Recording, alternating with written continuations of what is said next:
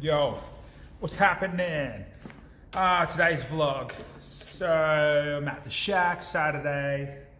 Man, what a week. It's this month has been one of our slowest months, probably definitely because the school holidays are coming up next week. There's 3 public holidays in like 10 days, which is crazy for a business like mine that will slow during that time. So the sales have been right down, super stressful, doom and gloom. Same as last week, I want to make these videos good, but the story is, again, rent. We're not going to make it this month though. The bank of mum's empty, bank of dad's empty. There's no money left. We're not going to make rent. I'm going to have to tell them that.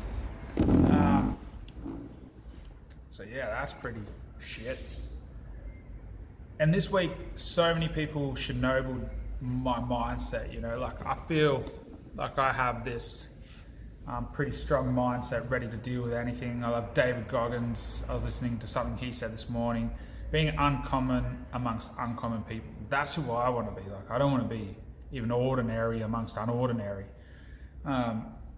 So I was in a real good mindset. After last week, my mindset was all over the place because my goals had changed. I've got a kid on the way. We don't have money to pay our bills. I struggled for last month's rent for the shop, and all these things were happening. And I got back on track. I readjusted my goals. I scaled my goals back to be more reasonable and achievable. Then suddenly, this week, people in my life, important people who have always backed me, were starting to ask me about my exit strategy. Is bankruptcy an option to get out of here? Real crazy stuff. So it seems like everyone looking in is almost, they feel like they're watching me fail is the message I got. I feel like they were all sort of saying to me, are you okay? Is it okay? And the reality is it's hard, it's every day is hard, but I look for this struggle. I want this hardship. Obviously I don't want it forever, but this is what will make me a good business leader in the future. This is what will make me successful. Is if I can't get out of these hard times now, what right have I got being in charge of a big $1 million company?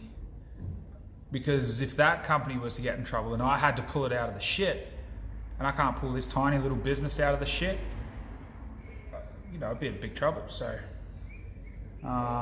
it's definitely been a Chernobyl on the mindset this week, and had to rebuild again for the second week in a row, which has been hard.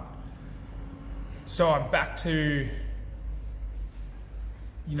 part of me is using other people's worry and doubt as fuel.